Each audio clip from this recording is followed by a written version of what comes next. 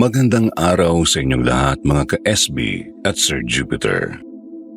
Ako nga po pala si Jane, 27 years old. Taga Cebu po ako. Dati po akong OFW sa Dubai.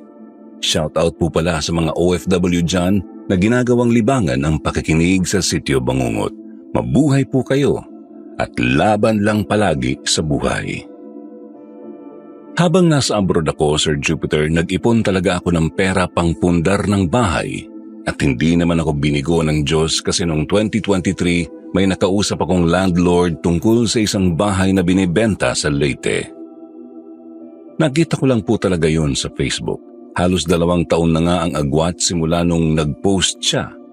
Pero kita kong wala man lang comment o likes. Pero nang isearch ko ito, meron pang post na recent lang kaya diretso ko ng chinat ang may-ari. Binibenta niya na ito sa murang halaga dahil halos 3 taon na rin niyang inaantay na mabenta ito pero wala pa ring nagkaka-interes. Nag-send siya sa akin ng picture. Sa totoo lang, nung una ko talagang makita ang harapan, kinilabutan ako. Typical size for a family lang naman ang laki ng bahay pero luma ang structure niya. Concrete sa baba pero sa second floor gawa na sa kahoy. Ang nag-iisang bintanang nakaharap sa kalsada ay gawa pa nga sa kapis shell. Pero ang 2 pang nasa kabila ay gawa na sa glass. May 2 haligi sa harapan na tabingina. Sa baba may 5 kwarto na malalaki ang sizes na andun din ang kusina at banyo. Sa likod ng bahay may maliit na garden na medyo napabayaan na dahil wala naman kasing ibang nag-aalaga talaga doon. Nag-send din siya ng picture sa loob ng second floor. Puro mga antique collections. Free items na yun. Hindi raw kasi pwedeng galawin yun dahil naging parte na yun ng bahay. May pinakita pa siyang mga pictures ng mga manikang nakapasok sa isang glass cabinet. Okay naman tingnan ng mga manika kasi gawa lang sa tela. Pero medyo unsettling ang vibe nila sa akin, Sir Jupiter. Meron din namang ibang plastic pero yung mga typical dolls na nakikita lang sa Tiangge ang hitsura. Ang kaibahan lang, mas malaki kumpara sa normal size. Hindi naman po ako matatakutin sa ganon pero nakakaramdam lang ako ng hindi maganda tungkol doon. Tinanong ko siya kung ayos lang na ibenta na lang yung mga manika since hindi naman na kami mahilig dun at malaki na rin ang bunso kong kapatid na babae, si Joylene. 14 years old na siya. Kung sakali lang naman sana, mabuti na kung maibenta o kaya i-donate na lang kaso hindi siya nag-reply. Hindi ko naman na siya kinulit tungkol doon. Kinabukasan nag-chat ulit ang may-ari kung interesado ba akong bilhin yun. Desperado lang talaga siyang maibenta ang bahay dahil gusto niyang makasama ang anak niya sa ibang bansa na lumalaban sa cancer. Naawa naman ako kaya kaagad ko lang pinalakad ang mga papeles kila mama at pinacheck na rin ang legitimacy ng bahay at ng may-ari. Nang makonfirm, nagpadala ko ng pera pambayad at pinalipat kaagad sila mama sa bahay na yun. Sino ba naman kasi ang mag-aakalang nakabalot pala ng kababalaghan ang lugar na yun? A week later, nangumusta ako kila mama tungkol sa bagong bahay namin. Hindi ko naman inaasahan ang mga naging sagot nila. Ayon kay mama, may times daw na nagigising sila ni papa bandang 3:00 ng madaling araw dahil sa malumanay na tunog ng pianong pinapatugtog sa second floor. Nung una inakala nilang sa kapitbahay lang, pero nung magtanong sila sa mga karatig na bahay wala naman daw silang mga piano. At talagang naririnig nila gabi-gabi ang tugtog na yon mula sa bahay namin, kahit nung wala pa itong tao. Nag-lesson lang ito nung may nakatira ng ibang tao. Ayon naman sa kapatid kong babae, minsan daw may nakikita siyang anino sa loob ng kwartong nasa second floor. Palagi naman sana yung sinasara pero may times na naaabutan niya itong nakaawang na ang pinto. At nung isang araw may nakita pa nga siyang babaeng nakasuot ng purong itim na bestida at may malapad na sombrero na kulay itim din. Naging doubtful na ako tungkol doon, kaya sinubukan kong kontakin ang may-ari. Nagulantang na lang ako nang makitang nakablock na ako. Kaagad naman akong nag-search sa pangalan niya sa Facebook kasi sa isip ko baka na-scam ako ng loko. Kaso nanindig ang balahibo ko sa results. May isang post doon na may caption, "Rest in peace, Manong Ike." Tapos yung picture doon sa post, kamukhang-kamukha ng nakausap kong may-ari nga nung bahay. Saka 2 years ago pa yung post.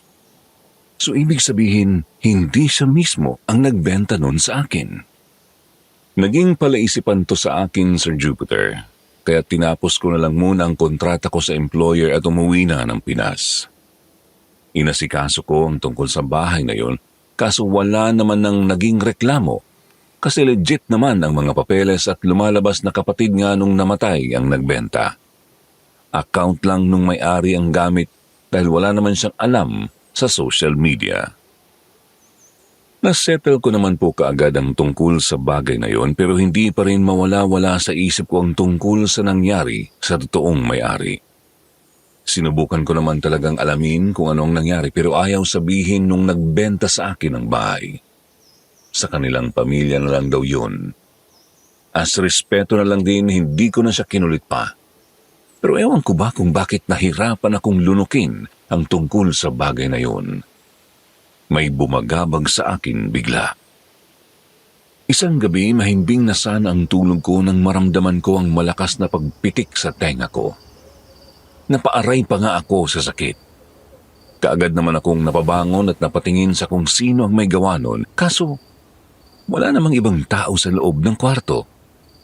Pinasadahan ko ng tingin ang paligid. Walang ilaw pero nakabukas ang lampshade. Nakaawang ng kaunti ang pinto kaya pumapasok ang liwanag mula sa sala. "Joylyn, hindi nakakatuwa yung ginagawa mo." Padabog kong tinalukbong ang kumot at bumalik sa pagtulog. Narinig ko siyang bumungis-ngis sa labas ng kwarto kasunod ng pagsara ng pinto. Hinayaan ko lang siya. Hindi ko na pinagalitan ng todo. Pagkuway, nagulantang na lang ako nang biglang may humila sa paa ko tapos kumalabog ang pinto ng cabinet. Yung bang malakas na itinulak pasara. Napabalikwas ako ng bangon sa gulat. Pagtingin ko dun sa cabinet, nag-swing pa ang pinto ng ilang beses bago ito tuluyang sumara. Dito na ako nagalit. Padabog akong lumabas ng kwarto at pasigaw na tinawag ang kapatid ko. Inantay ko pa siya sa bukana ng pinto ng kwarto ko pero hindi siya nagpakita. Inis kong tinungo ang kwarto niya. Pagbukas ko ng pinto, nakita ko siyang mahimbing ang tulog. Nangunot ang noo ko. Nilapitan ko siya at pinakiramdaman kung namamawis ba, kumakabog ang nibdib at kahit anong sign na kinakabahan dahil sa ginawa niya, pero wala eh. Mahimbing lang talaga ang tulog niya. Dito na ako medyo kinabahan, Sir Jupiter. Wala namang sinabi sila mama tungkol sa ganitong paramdam. Humugot ako ng malalim na hininga bago bumalik ng kwarto. Dinampot ko ang cellphone na nasa ibabaw ng mesa at tiningnan ang oras. Mag-alas 3 pa lang ng madaling araw. Isinalampak ko ang sarili sa kama habang nakabitin ang mga paa. Hindi ko na malayan na nahulog ako ulit sa mahimbing na tulog. Nagising ako ulit nang maramdaman ang mahinang kalabit sa balikat ko. Naririnig ko ang boses ni Joylyn, sinasabing tinatawag ako ni Mama.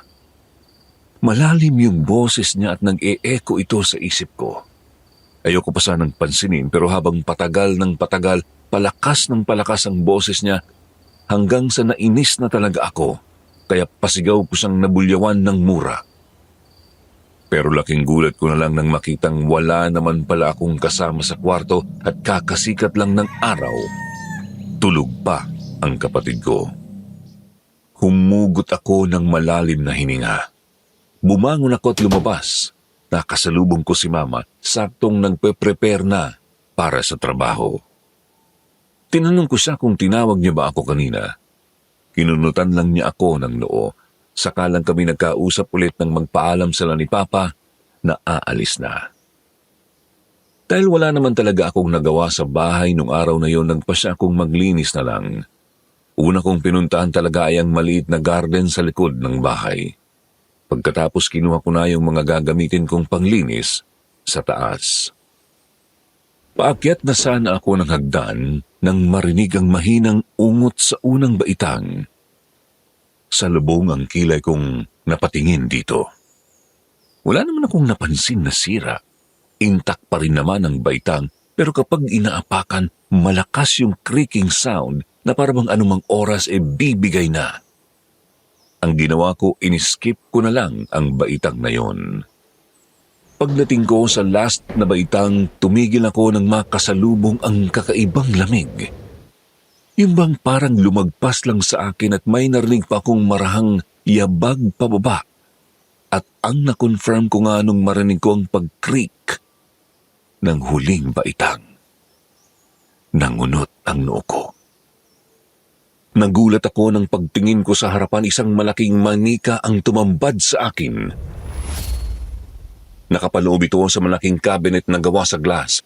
Mabuti na lang talaga at nakakapit ako ng maayos sa railing ng hagdan kasi kung hindi baga nabagok na ang ulo ko sa baba. Nakakatakot pa naman ang itsura ng manika. Malaki ang mga mata, nakangiti ng malapad at nakasuot ng purong itim, tapos yung pwesto niya nasa harap mismo ng hagdan. Yun ang pinakamalaking manikang nakita ko sa mga collections. Napabuntong hininga ako. Naglakad ako papuntang kaliwa kung nasan ang mga antique collections, mga lumang radyo pero buo pa ang hitsura, jars na iba't iba ang kulay at shape, compass, map at marami pa talagang iba doon. Pagdating ko sa medyo malayo-layong banda sa kaliwa, napansin ko ang isang kwarto na nakaawang ng kaunti ang pinto. Sumasayaw-sayaw pa ito ng kaunti na parang hinahangin. Na-curious ako bigla sa kung ano ang meron sa loob. Dahan-dahan kong tinulak ang pinto. Makapanindig balahibo ang ungot ng bisagrang medyo matigas na. Ramdam ko naman ang hangin na nanggagaling doon sa bintanang maliit na nakabukas. Pinasadahan ko lang tingin ang buong kwarto. Wala namang kakaiba doon. Typical room siya na may malaking kama. Walang kabahid-bahid ng alikabok kaya sa isip ko laging nalilinisan ang loob. Mabango rin ang bedsheet, hindi lang basta fabric conditioner. Perfume po talaga na may halong lychee at rose buds ang amoy. Sa harap nito may malaking aparador na may salamin sa pinto. Distorted nga lang ang reflection ko dahil sa makapal na alikabok at kung anumang mantsang nandoon na kulay itim. Meron din itong basag sa gitna. Sa may left side ng kwarto may piano doon na naka-disassembled. Kinalawang na ang paa ng table at matigas na rin ang mga keys. Naalala ko biglang sinabi sa akin ni Mama dati na minsan niyang naririnig na may tumutugtog nga rito tuwing madaling araw. Napaismid lang ako. Siguro naman isa lang talaga sa mga kapitbahay namin na ayaw umamin na may piano sila sa bahay. Posible namang nanggagaling nga ayon sa amin kasi sira-sira naman na hindi na talaga siya magagamit. Meron pang mga hanging cabinets doon na may nakalagay na iba't ibang klase ng manika at figurines. Walang kung anong unusual sa kwarto, maliban na lang sa pakiramdam na malamig at parang sinusundan ako ng amoy ng bedsheet. Lumabas na ako. Akma ko na sanang isasara ang pinto nang bigla kong marinig ang pagtugtog ng piano sa likod ko. Tumigil ang mga paa ko sa pinto. Nakalagay ang isang kamay sa doorknob. Nanuyo bigla ang lalamunan ko sa gulat, Sir Jupiter. Dahan-dahan akong lumingon paloob, pero nakatingin lang sa baba.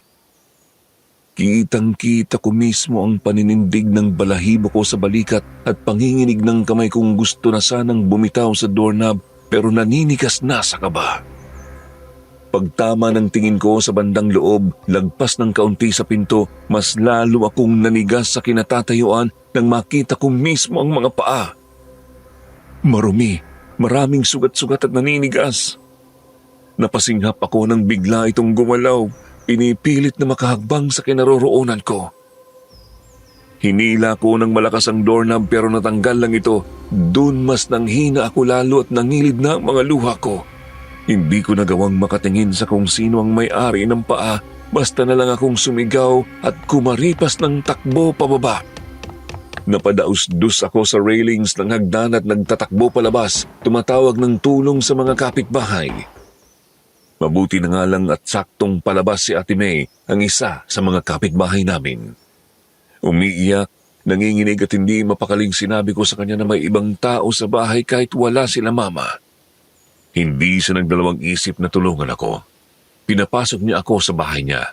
Hinayaan na muna akong umiyak ng umiyak hanggang sa magawa ko ng kumalma. Nagtanong si Ate May kung ano ba talaga ang nangyari at sinong mga tao ang tinutukoy ko. Paunti-unti kong ipinaliwanag ang tungkol sa nangyari. Nakinig lang siya sa akin. Pagkatapos bigla na lang siyang bumuntong hininga. Tumingin sa akin. Kita ko namang meron siyang gustong sabihin pero hindi niya rin masabi-sabi. Ang tanging natanong niya sa akin ay kung ayos na raw ba ang pakiramdam ko. Tangulang ang isinagot ko sa kanya. Hindi naman nagtagal, dumating si Mama.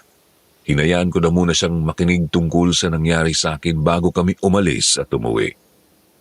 Sa isip-isip ko that time, Sir Jupiter, ayoko na munang isipin ang tungkol sa nangyari. Baka siguro guni-guni ko lang yun. Ewan ko ba kung bakit biglang nag-shift ang utak ko sa mga oras na yon. Obviously, takot na takot ako nung una. Tapos hindi ko alam kung bakit pakiramdam ko, wala lang yun. Pati nga si Mama nagtaka sa sinabi ko eh. Pero hindi naman na kami napilit pa ni Ate May. Pagbalik namin sa bahay, papasok pa lang sana kami nang maramdaman ko biglang pagbigat ng leeg at balikat ko. Para akong may pasan-pasan na sobrang bigat. Hindi naman ako nahilo, pero bigla akong natumba nang mabuksan ni Mama ang pinto. Mas lalong bumigat ang pakiramdam ko sa leeg. Ilang saglit ang lumipas naman bigla, Sir Jupiter. Dito na nataranta si Mama kasi hindi ko rin masabi sa kanya kung ano ba talaga ang nararamdaman ko. Dinala ako sa ospital nung araw din yon. Ayon sa doktor, wala naman silang nakitang kung ano sa akin. Kailangan ko lang talaga ng pahinga. Ang isa sa mga nakikita nilang dahilan kung bakit nagkakaganon ako ay dahil sa pag-iiba ng temperature na nakasanayan ko sa loob ng 4 na taon. Pinagstay na muna ako sa ospital ng ilang araw para naman gumaan-gaan ng pakiramdam ko. Nung pauwi na kami sa bahay, ininform ako ni Mama na magkakaroon ng gathering sa bahay para sa maliit na handaan bilang welcome party sa pagdating ko. Ayoko naman na sanang pumayag pero nag-insist si Mama. Ang totoo po kasi nito, Sir Jupiter, habang nasa ospital ako kung ano-ano ang mga panaginip ko tungkol sa bahay na yon. Hindi ko maipaliwanag ng maayos yung mga senaryo kasi blurred naman. Pero sigurado akong nangyayari yun sa loob ng bahay. Kaya todo ang tanggi ko kay Mama tungkol sa small welcome party na yon kasi naiisip ko baka may mapahamak. Hindi naman talaga ako masyadong nagpapaniwala sa mga ganong bagay pero mas mabuti na rin yung doble ang pag-iingat. Pero ayun nga, wala na rin naman akong nagawa dahil sila Mama ang nagdesisyon at gumastos. Umuwi kami nung umaga. Tapos sa hapon, tinulungan ko na si Mama sa pagluluto at kung ano-ano pang kailangan na i-set up para sa party. Habang patagal ng patagal ang pag-prepare namin, mas lalo namang bumibigat ang pakiramdam ko.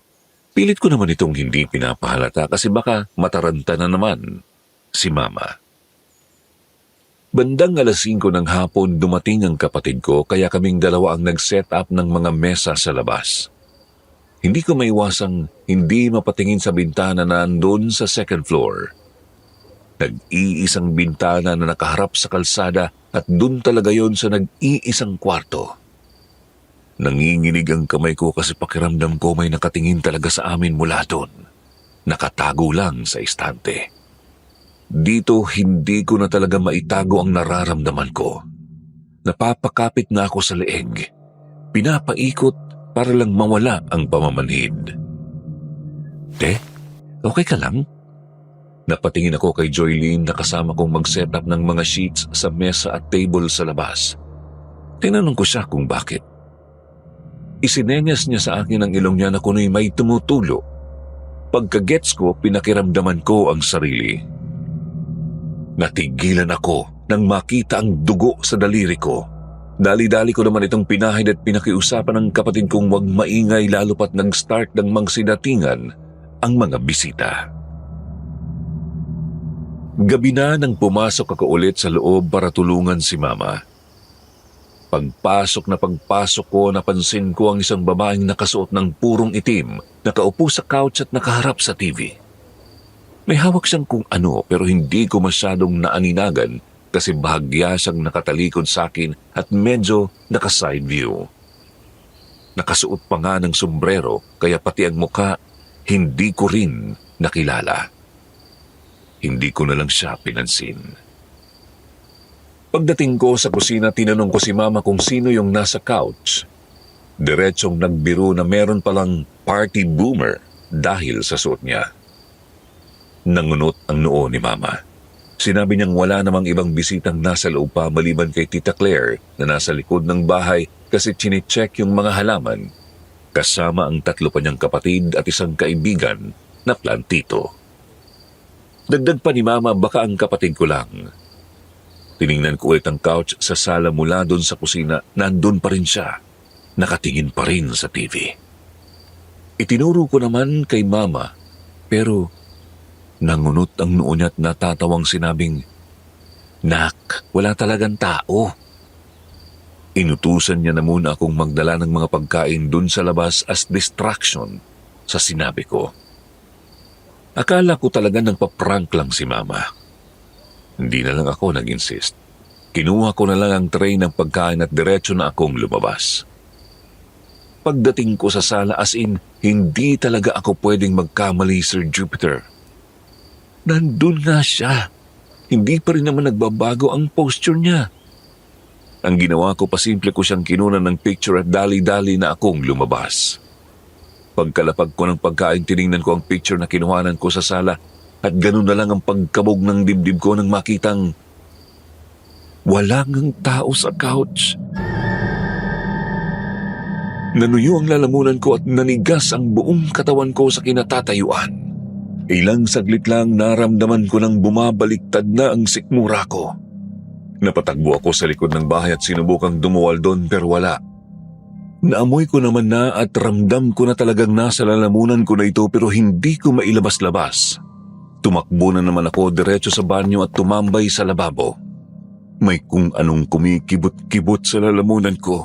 Ibinasok ko pa ang daliri sa bibig para lang talaga masuka pero wala pa rin. Pagtingin ko sa sahig, nanlaki ang mga mata ko nang makita na naman ang mga paang nakita ko nung umaga sa kwarto. Ang lapit-lapit niya sa kinaroroonan ko, Sir Jupiter. Pero nang iangat ko ang tingin sa salamin, ako lang bang isa? Nadistract ako nang marinig ang katok sa pinto. May tumawag sa akin. Hindi pamilyar sa akin ang boses pero babae. Sa isip ko naman baka si Joylene lang yon kaya sinabi kong, "Sandali." Humugot ako ng malalim na hininga bago tinungo ang pinto at binuksan ito. Nagsalubong ang kilay ko nang mapansing wala naman palang ibang tao. Tinawag ko pa ang kapatid ko pero walang may sumagot. Hindi naman din ganun kalayuan ang banyo sa kusina kaya imposibleng hindi ako narinig nila Mama. Linakasan ko pa ang boses ko the second time pero wala pa rin. Dahil feeling ko talaga hindi ko kayang makihalubilo sa mga tao, pinili ko na lang munang dumiretso sa kwarto at humiga. Nakatingin ako sa kisame habang pinapakiramdaman ang kanina pang kumikibot-kibot sa lalamunan ko. Hindi ko namalayan na nakatulog pala ako at hindi na nagawang makisalamuha sa mga bisita. Bandang 3:00 ng madaling araw, nagising ako nang marinig na naman ang boses na tumawag sa akin mula sa labas ng pinto. The same boses na tumawag sa akin nung nasa CR ako. Nung una ayoko na sana itong pansinin kasi nahihilo talaga ako at gusto kong makatulog ng maayos. pero palakas ng palakas ang pagtawag nito sa akin. Dahan-dahan akong bumangon at pasuray-suray na tinungo ang pinto. Pagbukas ko, tumambad sa akin ang isang manika. Nakaupo ito sa sahig pero nakatingala sa akin. Malapad ang ngiti nito at nanlalaki ang mga mata. Napamura ako nang wala sa oras at sa inis ko tinadyakan ko ito palayo. Pagkuway malakas kong isinara ang pinto at bumalik na sa higaan. Pagbalik ko ng kama, kinuha ko ang cellphone at sinubukang hanapin ang pangalan ng may-ari ng bahay na pinagbilhan ko. Kaso dahil nga deactivated na, hindi ko na mahagilap. May gusto lang sana talaga akong itanong sa kanya tungkol sa bahay na yun. Naguguluhan ako tungkol sa nangyayari. Meron ba talaga siyang hindi sinabi sa akin tungkol dito? May dapat pa ba kaming malaman at pag-ingatan? Paglapat ulit ng tingin ko sa pinto, napansin ko ang anino ng taong pabalik-balik ng lakad sa labas. Kumabog na naman ang dibdib ko, pero sa isip ko mas magiging ligtas ako kung hahayaan ko lang at hindi na ako mag-a-attempt na buksan ang pinto. Inabot ng ilang minuto ang pananatili ng aninong yun sa labas pero pilit ko pa rin pinakalma ang sarili. May nakita kong rosaryo na nasa tapat lang ng hinigaan ko. Dahan-dahan ko itong kinuha at napatakbo pabalik ng kama. Nakayakap ako sa tuhod na hinigpitan ang hawak sa rosaryo. Nanginginig ang mga kamay ko at namamawis na rin.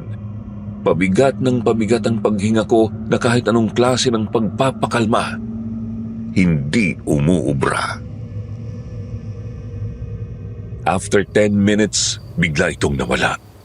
Nanginginig ang kamay kong ibinaba ang rosaryo at maingat na inilapag sa kama. Tinawag ko sila mama. Malakas na malakas ang boses ko, halata ang panginginig at takot. Sa awa ng Diyos, narinig ako ni Joylene. Siya ang pumunta sa kwarto ko at tinanong kung anong nangyayari sa akin. Pinapasok ko siya. Hindi pa pala natatapos ang party pero tulog na ang ilang bisita. May iilan sa kanilang naghihintay pa rin na makihalubilo ako. Hindi ko alam kung tama bang pag-usapan ng tungkol sa bagay na yun pero tinanong ko si Joylene kung meron ba siyang napansing ibang tao na nasa labas ng kwarto ko kanina. Nag-isip si Joylene ng ilang segundo bago umiling. Ang nakita niya lang ay yung manika na nakasampay na doon sa railing ng hagdan. Nagtanong siya sa akin kung ako ba talaga ang naglagay noon doon. Paano namang napunta sa railings itinadyakan ko yun? Malayo yung kwarto ko doon sa hagdan kaya imposible na mapunta yun doon. Magsasalita pa sana ako nang may kumatok sa pinto at dumungaw ang ulo ni Mama. Ngumiti siya sa amin at pasuray-suray na lumapit. Hinawakan niya ang kamay ko at hinila. Sinabing kailangan kong makihalubilo para hindi ako magmukhang bastos sa ibang bisita. Kinamahan ako. Iba yung aura ni Mama. Alam kong lasing siya pero may mali talaga. Napatingin ako sa kinaroroonan ni Joylene. Nagsenyas ako sa kanya na kailangan niya akong hilahin palayo. Nakakaramdam ako ng mali talaga Mabuti na lang talaga at nagets kaagad ng kapatid ko ang ibig kong sabihin. Kaya dali-dali niyang hinablot ang isang kamay ko kay Mama. Napahinto si Mama kasabay ng pagbagsak ng kamay niya sa gilid. Nanuyo bigla ang dugo ko at dumagundong ang dibdib ko ng malala. Napatingin ako kay Joylene. Hindi ko alam kung ano ang gagawin naming dalawa. Pagtingin ko ulit sa direksyon ni Mama, dahan-dahang pumilig ang ulo niya bago niya ito pinaikot ang katawan paharap sa amin. Halos malagutan kami ng hininga ng kapatid ko sa tindi ng takot sa itsura ni Mama. Namumutla ang mukha na halos kating puti na ng papel, tuyo ang labi at labas na ang mga ugat. Puro puti ang mga mata niya, wala nang bahid ng itim. Mas lalo kaming nanigas sa kinatatayuan namin. Gusto ko na lang talagang lamunin ang sahig sa tindi ng kaba, Sir Jupiter. Gusto ko na lang tanggapin ang kamatayan sa gabing yun. Nangilid ang mga luha ko. Gusto kong makiusap na lubayan na kami at hayaan na lang na mabuhay. Layuan kami. Pero ni isang salita wala akong nasabi. Umiyak lang ako ng umiyak. Takot na takot. Unti-unti siyang natunaw pati ang kapatid ko. Dito ako mas lalong nataranta. Sinubukan ko namang hilahin si Joylene kaso naging bato siyang bigla hanggang sa nagising ako. Tumambad sa akin ang mukha ni Mama na alalang-alala. Ilang minuto na pala nila akong ginigising pero hindi ko sila marinig. Napayakap ako bigla kay Mama. Ramdam na ramdam ko ang malakas na kabog ng dibdib ko. Nang makakalma, sinabi ni Mama na bumaba na muna ako para makisalamuha sa ibang bisita. Pagtingin ko sa screen ng cellphone ko, 10:00 pa lang pala ng gabi. Hindi na ako sumagot kay Mama tungkol sa bangungot na yon. Ayoko kasing masira ang gabing yon. Mga kalahating oras din ang itinagal namin sa labas bago kami nagpasyang pumasok na at magpahinga. Lasing na lasing si Mama, kaya sa sala ko na siya pinatulog. Sinamahan ko siya at si Papa dun sa mahaba at malaking couch, pati na rin si Joylene. Kahit papaano nakapagpahinga ako. Naalimpungatan na lang ako nang maramdaman ang tumutulong likido sa mukha ko. Malamig at medyo malagkit. Pagmulat ko ng mata, sinalubong ako ng purong dilim. Wala akong halos nakita sa paligid at nang pakiramdaman ko sila Mama at Papa sa tabi ko, wala rin sila. Pansin ko rin na medyo matigas ang kinahihigaan ko. Hindi ito couch. Kinapakapa ko ang surface pero hindi ko talaga matukoy kung ano. Patuloy din ang pagpatak ng kung anong likido sa mukha ko kahit na nagpapalinga-linga na ako. Sa kalagitnaan ng paghahanap ko ng couch, may narinig akong papalapit ng mga yabag. Hindi ko alam kung saan nanggagaling pero alam kong malapit lang. Kumabog ang dibdib ko. Kung ano-ano na ang sumasagi sa isip ko. Kaya pilit ko ring dinidistract ang sarili. Tinawag ko sila Mama at Papa habang kinakapa-kapa ang paligid. Hindi ko alam kung nasa na ba ako. Kung nakalayo na ba ako dun sa pwesto, kung nagawa ko na nga bang makaalis. Kasi parang same-same lang ang lahat pero sure na akong wala na nga ako sa sala nung time na yon. Nangilid na ang mga luha ko. Palakas ng palakas ang pagtawag ko sa pamilya ko. Halos kumawala na rin ang puso ko sa tindi ng kaba. Masakit na sa dibdib sa totoo lang. Ilang saglit lang tumigil ang lahat nang maramdaman ko ang matigas na bagay na nahawakan ko. Malamig at parang humihinga. Nanginginig ang kamay kong pinakiramdaman pa ito lalo. Nag-aalinlangan akong nagtanong kung sino ba siya at kung kilala niya ba ang presensya ko. Sinagot niya ng malalim na hininga. Nanalaytay ang malamig na hangin sa balat ko. Mas lalo akong nakaramdam ng pagkabalisa pero sinubukan ko pa rin magtapang-tapangan. Tinanong ko siya ulit kung sino ba siya. Pero hindi niya talaga ako gustong sagutin. Pagsasalita pa sana ako nang biglang magliwanag ang buong paligid at bumungad sa akin ang isang manikin na walang ulo. Napasigaw ako ng malala sa pag-aakalang tao talaga yun. Pero nang ma-realize kong walang kwentang naging takot ko, tinadyakan ko palayo ang manikin at naglakad-lakad. Hinahanap sila Mama. Hindi pa rin ako pamilyar kung nasan ako. Rinig na rinig ko talaga ang pag-echo ng mga yabag ko at kahit ang paghingal ko. Para akong nasa ilalim ng kuweba pero kung titignan ang paligid, bahay naman na totoo. Hindi nga lang sa amin. Ilang saglit lang narinig ko ang boses ni Mama, tinatawag ako. Habol na habol niya ang hininga at mangiyak-ngiyak na rin base sa tono ng boses niya. Nagpalinga-linga ako kaso hindi ko naman siya makita. Ni isang anino ng kahit sino sa likod o sa gilid wala akong nakita. Klarong-klaro ang boses niya pero hindi ko alam kung bakit hindi ko siya mahagilap. Pagkuway naramdaman ko ang malamig na kamay na bumaon sa magkabilang balikat ko. Pagtingin ko sa harapan, naandun na si Mama, umiiyak at pagtingin ko ulit sa paligid ng unot ang noo ko nang ma-realize na nasa labas na pala ako ng bahay at papunta na sa kalsada. Sinabi ni Mama na nag-sleepwalk ako. Lutang na lutang ako nang ipasok ulit ni Mama. Marami akong tanong sa kanya pero hindi ko maisalita. May malaking bara sa lalamunan ko, Sir Jupiter. Ang ginawa ko, hinayaan na lang si Mama na gumawa ng paraan para makakalma ako.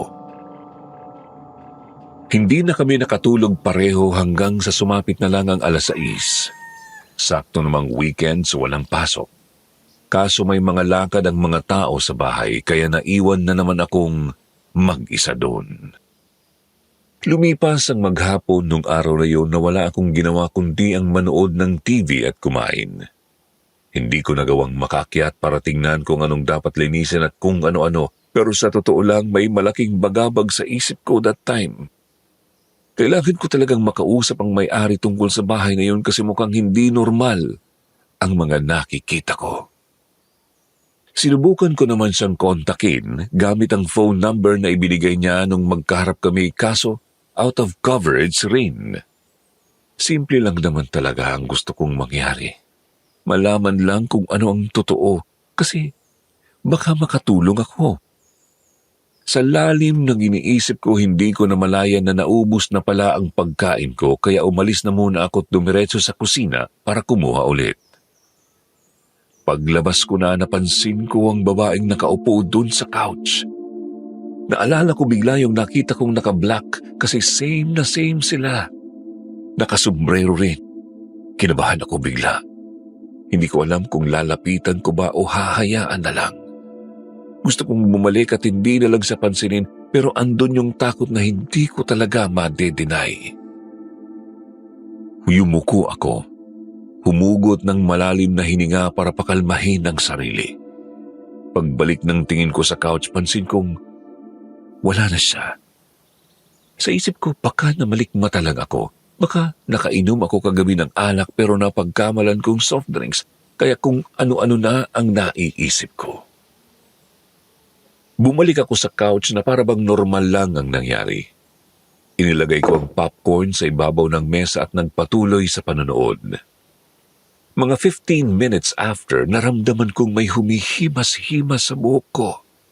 Tumingala ako para tingnan kung sino ba yun, pero wala namang tao. Natigil ito nang ibalik ko ulit ang atensyon sa TV. Pero makalipas ang 2 minuto, meron na naman. Nang hawakan ko ang buhok ko, napasingap ako ng maramdaman ng magaspang na kamay. Napaigtad ako nang wala sa oras. Napatingin sa likuran, kaso wala pa ring tao. Pagtingin ko sa hagdan, nanikip bigla ang paghinga ko nang makita ang isang babaeng nakaitim. Lumagpas sa isang baitang pataas. Confirmed na meron ngang tao kasi narinig ko yung mahinang ungot ng hagdan. Sinundan ko, Sir Jupiter. Pagdating ko mismo sa baba ng hagdan, nakita ko ang babaeng dahang-dahang naglakad in a weird way. Dire-diretso na para bang nakalutang lang sa sahig.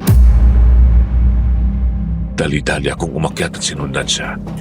Pagdating ko sa huling baitag, narinig ko ang mahinang pagbagsak ng door frame sa istante. May pumasok sa nag-iisang kwarto sa taas.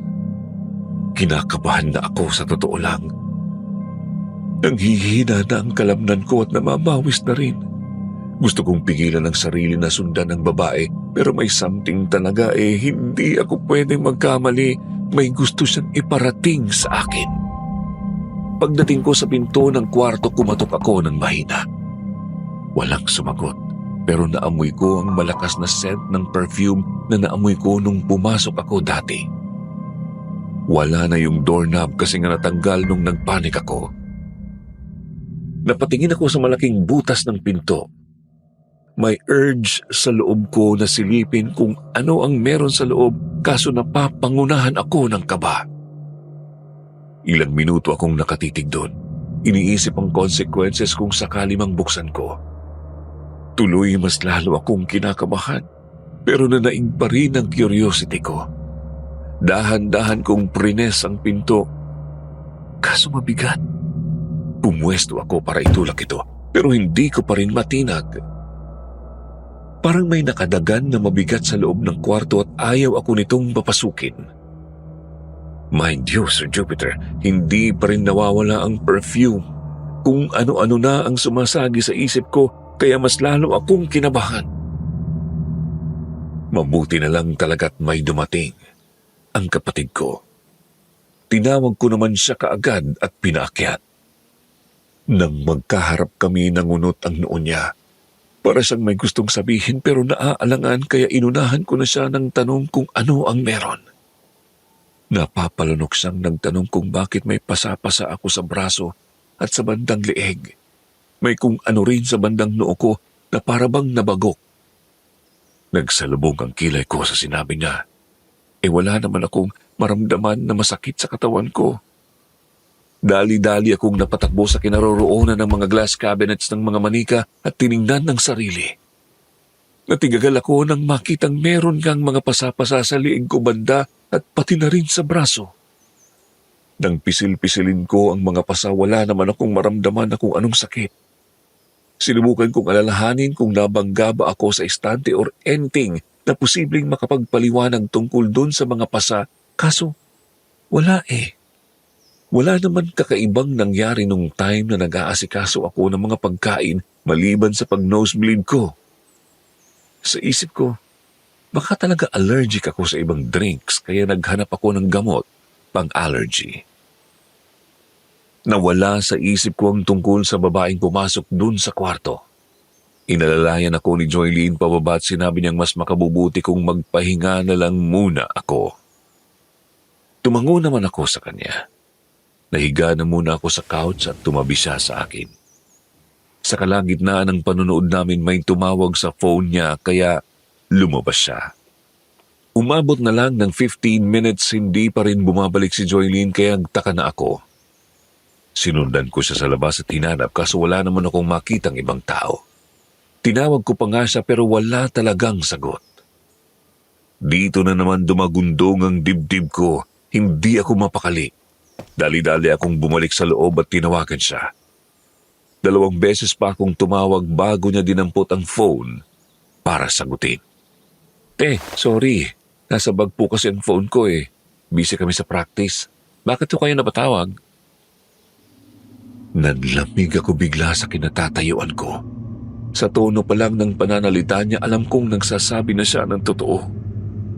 Hindi rin kasi ugaling magsinungaling ng kapatid ko dahil alam niya kung paano ako magalit.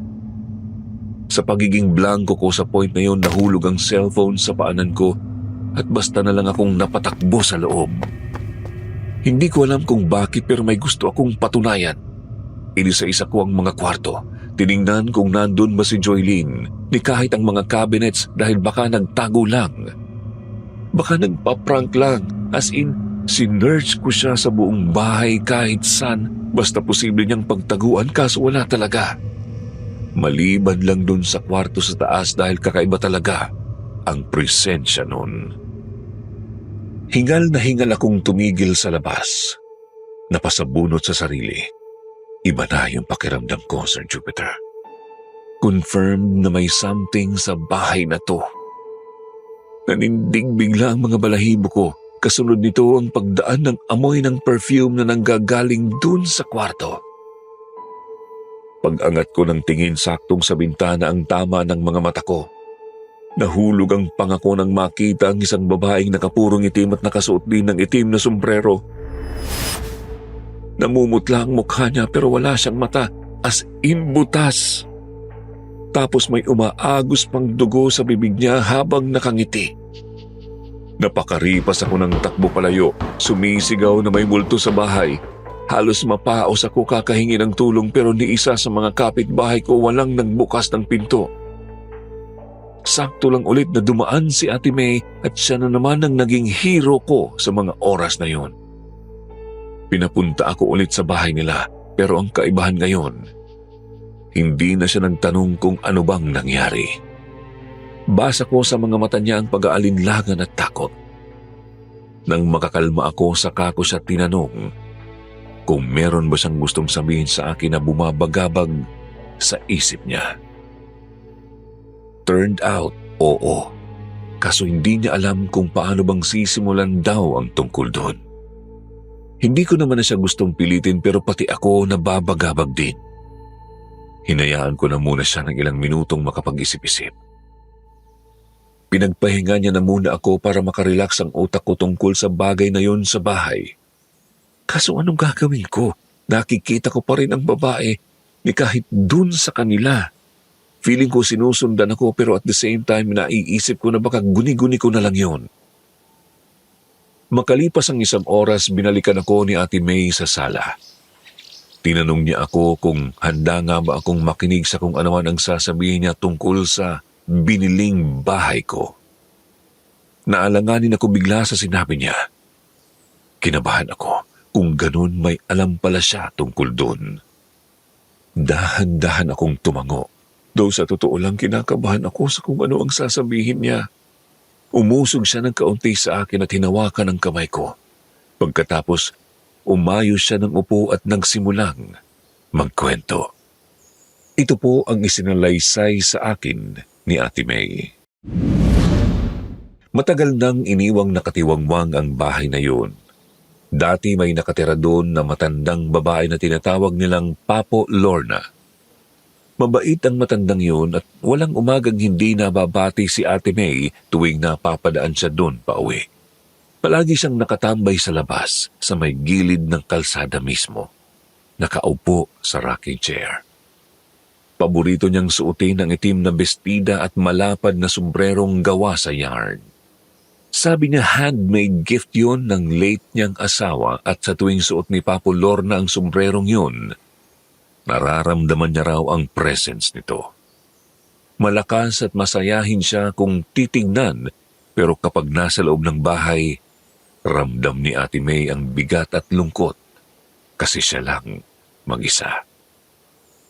Isang araw nang dumaan si Ate May dun sa bahay, napansin niyang wala na ang matanda. Wala na rin ang rocking chair niya na nasa labas. Ilang araw siyang wala dun kasi nagkaroon ng emergency sa trabaho. 3 araw siyang nag-sleep over sa office. Pinalampas niya na muna ito pero hindi siya makatulog. Bandang tanghali pumunta siya sa bahay at kumatok. Inaasahan na bubuksan ni Papo Lorna at sasalubungin ng ngiti. Pero bigo pa rin siya. Hanggang kinabukasan, sa sumunod na araw at paglipas ng 1 linggo, walang Papo Lornang nakita sa labas. Dito na talaga naalarma si Ate May. Sinubukan niya na ring buksan ang pinto pero nakalak. Alam niya namang hindi umalis ang matanda kasi may mga naiwang gamit na nakatiwangwang lang sa labas. Nagkaroon din siya ng kakaibang kutob kaya minabuti niyang tumawag na lang ng pulis para makasiguro. At hindi nga nagkamali ang kutob niya. May nangyaring masama sa matanda. Nakita siyang nakabitin sa loob ng kwarto niya sa 2nd floor. Suot niya sa araw na yun ang itim na damit at itinali niya rin ang sombrero sa left hand niya. Inimbestigahan pa nga yun sa pag-aakalang merong gumawa ng krimen kaso clean ang record at lumalabas na talagang ginusto ni Papo Lorna ang nangyari. Diretsahang inilibing ang labi niya kasi naaagnas na ang katawan niya. 3 araw ang nakalipas simula nung nawala si Papo Lorna, dumaan ulit si Ate May sa bahay na yon for some reason. Hindi naman na kasi nagagalit ang matanda kung tatambay siya ng ilang saglit kahit sa labas lang. Sa katunayan, gusto pa nga nito na merong bumibisita lagi dun sa bahay niya kasi wala naman siyang ibang kasama. Kaso nung time na yon, Sir Jupiter, meron siyang napansin na bintana sa 2nd floor. Babaeng nakadungaw, nakasuot ng purong itim at natatakpan din ang mukha ng sombrerong itim. Hindi masasabing si Papo Lorna yon kasi dalaga pa ang itsura niya. Kinilabutan pa siya kasi sinusundan siya sa bawat galaw niya. Sa isip niya baka anak lang yon ni Papo Lorna at kung sinong related sa kanya. Kaya minabuti niyang umalis na lang kesa ipahiya pa. Pero nagulat siya nang makitang nakakandado pala ang pinto sa labas. May malaking padlock na nakabitin mismo sa labas sa gilid ng doorknob. Pagtingin niya ulit sa taas, wala na ang babae. Kinabahan siya bigla sa nakita niya pero hindi siya nagsalita kahit kanino. Sa sumunod na araw napadaan siya ulit at nakita niya na naman ang babaeng yun na nasa 1st floor na nakadungaw sa bintana. Sinusundan talaga siya ng mga tingin nito pero ang nakapagtataka, paano siyang nakapasok? Gayong nakalak naman ang front door. Kinabahan siya kasi baka intruder na talaga. Kaya nag-report na siya sa mga pulis. Nagkaroon ulit ng investigasyon doon at nakitang walang ibang taong nakapasok doon. May mga footprints na bago lang na-recover, pero kay Papo Lorna ang lahat. Dito na siya nagkaroon ng suspetsa na hindi nga matahi-tahimik ang kaluluwa ng namayapa. Makalipas ang ilang linggo, mas lalong lumala ang sitwasyon. Kung minsan may mga kapitbahay na nagrereklamo tungkol sa pianong pinapatugtog tuwing 12 a.m. to 3 a.m. At sa tuwing lalabas siya para tingnan kung saan nanggagaling yun, nakikita niyang patay sindi ang ilaw sa second floor. Alam niyang nag-iisa lang ang kwarto doon sa taas at siguradong-sigurado siya na nanggagaling din ang tunog ng piano sa loob mismo ng bahay. Si Mang Roberto na late husband ni Papo Lorna ang siyang mahilig talaga sa piano. Hindi pa tumigil doon sa simpleng pagpaparamdam lang. Sa sumunod na mga araw na sundan na ng iyak ng bata o kaya naman babaeng nagmamakaawa. Minsan nga hindi na rin sila makatulog. Pero mabuti na lang at sinagip ng kapatid ni Mang Roberto ang bahay. Ibinenta niya ito kaso wala namang bumibili. Inabot ng ilang taon bago ako ang nakapansin sa bahay na yon. Sa loob ng ilang taon na yon, walang araw, walang gabi na pinalagpas, purong pagpaparamdam. Kaya ang ilan sa mga kapitbahay napilitang umalis kasi natatakot na baka madamay pa sila. Kaso, misteryoso pa rin kung ituring ang biglaang pagpapatiwakal ni Papo Lorna. Ni kahit nga ang pagkamatay mismo ng asawa niya wala ring nakakaalam. Ayaw naman daw kasi itong ikwento ng matanda. Kinilabutan ako, Sir Jupiter, sa mga narinig ko. Ibig sabihin malaking pagkakamali ang pagbili ko ng bahay na yon. Nalagay ko sa alanganin ang mga buhay naming magpapamilya at kailangan kaming umalis sa lalong madaling panahon. Ayon pa kay Ate May, ang mga pasa sa akin ay posibleng sign ni Papo Lorna na hindi siya natutuwa sa nangyari. Hindi niya approved ang pagbebenta ng bahay ng kanyang asawa. Mas makabubuti nga sa akin kung iiwan namin kaagad ang bahay ng walang pakundangan. Pero nasasayangan naman po ako sa perang ibinayad ko sa lalaking yun. Alangan namang hayaan na lang siya na tangayin ang malaki-laking halaga pero mura para sa isang house and lot. Naghanap ako ng mga posibleng gawin para lang kami magkaharap ulit. Hindi ko sinabi kila mama at papa ang tungkol sa nangyari sa akin sa araw na yon. Ni kahit si Joylene na kulit ng kulit sa akin tungkol sa pagtawag sa kanya ay hindi ko rin magawang pansinin. Sa isip ko kasi mas makabubuti yung hindi nila alam kesa naman magpanik pa sila lalo sa sitwasyon. Nung gabing yun, hindi ako makatulog. Panay ang paling ko dahil hindi ako komportable sa kinahihigaan ko. Tuwing ipipikit ko naman ang mga mata, ang manikin na walang ulo ang palaging rumirehistro sa utak ko. Hindi rin mawala-wala sa isip ko ang ikinwento ni Ate May. Mukhang may kakaibangang nangyari sa bahay na yon lalo na sa dalawang matanda. Inabot na lang ako ng 3:00 ng madaling araw, Sir Jupiter. Tulala akong nakaupo sa kama.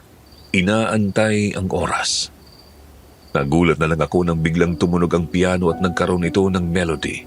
Di nagtagal, iba yung tono niya. Pamilyar pero hindi ko alam kung ano. Mahina nung una, naging malakas at mabilis hanggang sa bumaba ulit ang tono at nag-fade. Nakala ko tapos na pero hindi pa pala. Sinundan ito ng makapanindig balahibong melody. Ang ginawa ko, dahan-dahan akong bumaba ng kama. Maingat na binuksan ang pinto at lumabas. Madilim ang buong paligid at mukhang hindi nagising sila mama kahit anong lakas ng tunog. Nang papalapit na ako sa hagdan, natigilan ako nang makitang gumagalaw ang ibabaw nito. May gustong lumabas. Kumabog ang dibdib ko pero nanatili ako sa pwesto. Gusto kong malaman kung ano ang mangyayari.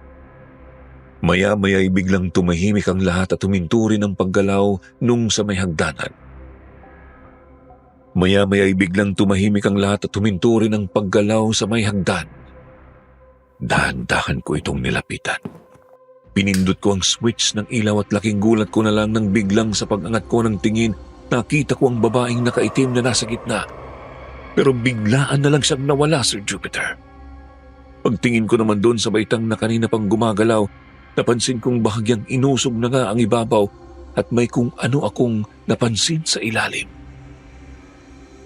Minabuti kong tanggalin ang nasa ibabaw na kahoy.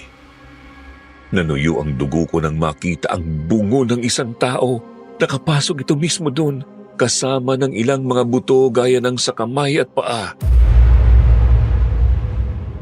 Sumigaw ako ng pagkalakas-lakas dahil sa tindi ng takot. Hindi ko nagawang makaalis. Naihina lang ako sa shorts ko. Narinig naman ako ni Papa at kaagad niya akong nilapitan. Nanginginig, namumutla at umiiyak na dahan-dahan kong itinuro yung nasa ilalim ng baitang. Nakita ko siyang natakot din. Kaagad niya akong hinila palayo at malakas na tinawag sila Mama at Joylene. Pareho silang walang idea sa nangyayari sa akin. Na-realize na lang nilang wala ako sa wisyo nung nakita na nilang iba na ang itsura ko. Wala nang patumpik-tumpik pa, nag-impake kami ng mga gamit para umalis. Pero sa kalagitnaan ng ginagawa ko, bigla na lang may humawak sa mga paa ko at kasunod nito ang pagbagsak ko sa sahig. Una ang dibdib at panga. Hinila ako ng kung sino palabas ng kwarto habang nagmamakaawa akong pakawalan ako't sigaw ng sigaw kila Mama at Papa. Pinaikot-ikot ako sa loob at ramdam ko na mismo ang pagsugat-sugat ng katawan ko. Bumukas ang pinto at tumambad sila Papa pero nakita ko silang tumilapon bigla sa gilid at mas lalo pang binilisan ng paghila at pagpapaikot-ikot sa akin. Nakatawag ako sa pangalan ng Diyos, Sir Jupiter. As in, dun ko lang talaga nagawang tumawag ng tulong sa Diyos dahil takot na ako, lalo na nung ma-witness ko kung paano lumipad ang tatay ko sa ere at bumagsak sa sahig. Dumugo pa ang ulo at nawalan siya ng malay. Sa kabutihang palad, tinigilan ako. Kaagad akong tumayo. Nilapitan si Papa at chinek ang kalagayan niya. May pulso pa rin. Hindi ko alam kung saan nagpunta sila Mama at Joylene nung time na yon kasi paglabas ko walang tao. Hindi ko na sila hinanap. Dire-diretso akong lumabas, tumawag ng tulong kila Ate May na saktong nandun lang sa bahay nila sa gabing yun. Kaagad naming dinala si Papa sa ospital pero hindi pa rin mawala sa isip ko kung nasaan nga sila Mama at kapatid ko. Kaya naman pagdating namin sa ospital, imbis na susuriin pa sana ako ng doktor dahil sa maraming dugo sa damit ko at gutay-gutay pa ang bandang tiyan, inuna kong i-check sila Mama. Kaso nakailang dial na ako, wala pa rin silang sagot. Nakailang text na rin, wala talaga. Wala akong choice, kailangan ko talagang umuwi. Pero hindi ako pinapayagan ng doktor dahil posible kong ikapahamak ang malaking sugat ko. Pagsapit ng umaga na balitaan ko na lang na wala na sila Mama at Joylene. Natagpuan sila ng mga pulis na nakabitin sa second floor, sa loob mismo ng kwarto. Pinaimbestigahan ko ang tungkol doon, pero walang lumabas na ibang dahilan. Pinili nilang kitilin ang mga buhay nila. Doble-doble ang inabot naming sakit at hirap. Dinala sila sa punerarya, dun ibinurol. Sa totoo lang, habang nakaburol sila, hindi ko magawang lumapit. Ang hirap pumasok na nakikita silang nakahiga sa kabaong. Ang tatay ko naman halos hindi makakain sa tindi ng sakit na dinanas niya. Mas lalong bumigat ang lahat ng ilibing sila pero pinilit namin ni tatay na makabangon. Alam kong may mali sa bahay na yon at kung tatagal pa kami, siguradong ako na naman ang pagdidiskitahan lalo pat ako ang unang nadikitan. Pero marami akong tanong sa sarili. Ako naman na sana yung may signs pero bakit ako yung nakaligtas? Ano ba talaga yung purpose kung bakit naging ganun ang pamilya ko? Napaka-misteryoso naman ang pagkawala nila Paano silang nakaakyat sa taas nang hindi man lang namin nanonotice? Basta, Sir Jupiter, maraming tanong sa isip ko. At hanggang ngayon, unsolved pa rin ang kasong yun sa pamilya ko. Dinala ko ulit si Papa babalik ng Cebu at nag-start kami ng buhay ulit. Dala ang sakit na sinapit ni na Mama at ni Joylene. Sobrang hirap pero unti-unti naming tinatanggap. Ipinagdasal ko na lang po na sana nasa kaharian na sila ng Diyos at hindi nandito sa mundo. Hindi makatawid dahil sa biglaang pagkawala nila. Kayo mga kasityo Bangungot, anong kwentong murang bahay ang meron kayo? Share nyo naman po yan dito sa paboritong channel natin, Sityo Bangungot. Maraming salamat po sa pagbabasa, Sir Jupiter.